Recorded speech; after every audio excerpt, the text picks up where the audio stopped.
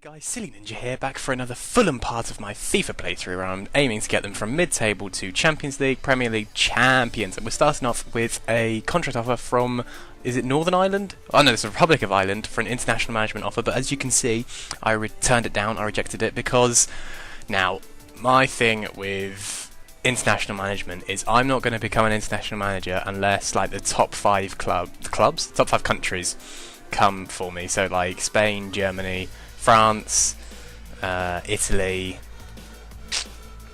Brazil, Argentina, that sort of thing. Or England. If England offer me, then I'm not going to say no. I've got to be honest. But anyway, regardless of that, we've got another game against Sunderland in the Premier League at home. We're in a good run of form at the minute, other than the 4-0 bashing at the Emirates Stadium, which we're trying to rectify in this game. I think this is the game straight after the Arsenal game, I believe. There may have been one before this. Not entirely sure, but as you saw there, we're doing well in the league, and this was 0-0.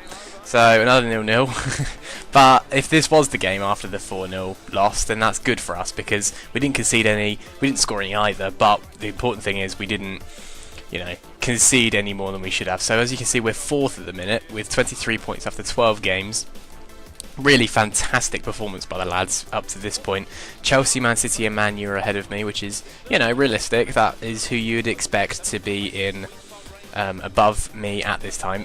You wouldn't expect me to be there, if we're honest. You'd expect Tottenham to be pushing me harder than they actually are at the minute.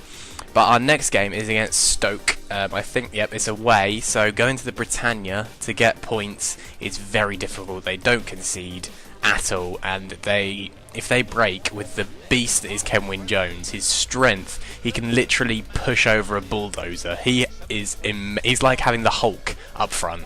But then again, I do have Insigne, who's quicker than the Flash. So, you know, superhero analogies for the win. They recently beat West Ham 2-0. But they've lost to Norwich City, which is an interesting result. So, you know, they're not doing brilliantly at the minute. But then if they looked at my results, they could see that I lost 4-0 to Arsenal. So, you know, they're probably thinking the same about me. So, I think in the 20th minute, yep, that we go forward.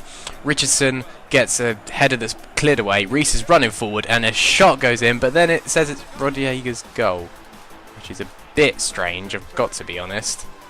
But, yeah, that's just, what, FIFA logic. I mean, it takes a minor deflection off of Rodiega, but it wasn't his intent for it to go in, so I don't really understand how that's his goal, but it was, and the game carried on. And just before the whistle was about to be blown for half-time, Risa makes a good tackle to win possession in their own half. Rodiega attacks Wilkinson, does a lovely little ball roll, and that is a beautiful finish across the goal into the far corner. That was a lovely ball roll to get past Wilkinson, I think it was. Wilkinson? Yeah, I think it was Wilkinson. Let's just watch that again. Oh, look at that. Just going past him like he's an absolute moron.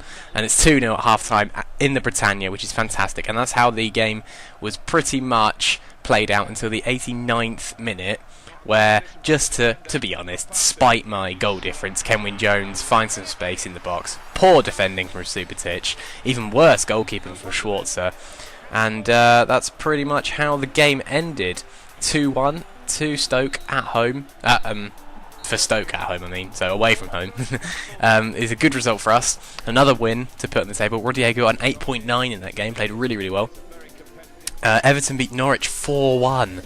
What's the result? And Spurs won. Critically, Spurs won 3-0 in the game as well, so they're piling on the pressure for me. But here is the it's the quarter-final of the Capital One Cup, and I didn't even realise I was in the quarter-finals, because obviously, as you know, I don't care. I didn't even realise I was in the quarter-finals, so I've made sort of a cup run here. And my next game is against Bristol City, again, just playing my my substitute players, because, well, let's be honest, I don't want to play my full team to play Bristol City in the Capital One Cup, especially when I have Tottenham as my next game. Definitely need all my big players for that game, because Tottenham are an amazing team, and if I could get a result there, then it will close it'll open the gap between us, which will make my position much more comfortable. But David scored in the 10th minute and Duff scored in the 59th minute, I think that was. So we won 2-0, which was fantastic. We go through to the semi-finals. Duff's showing that he can still be alright. And it's saying if we win the Capital One Cup, then he may stay on, but I don't really want him to stay on. I want him to retire because he's not going to be in my first team next year, because I'll make massive changes next year.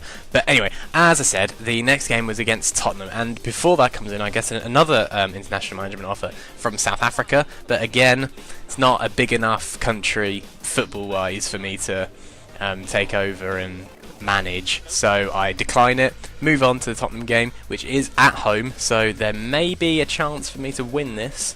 It would be amazing if I could, so I decided to put my strongest team out, and I remember I was swapping Insigne and Rodallega around, because if I play Rodallega as CAM, he plays way better, and Insigne makes better runs if he plays striker, so that's what I'm doing there. Lloris is injured, which is key for me, because they're having to play Friedel, who's not.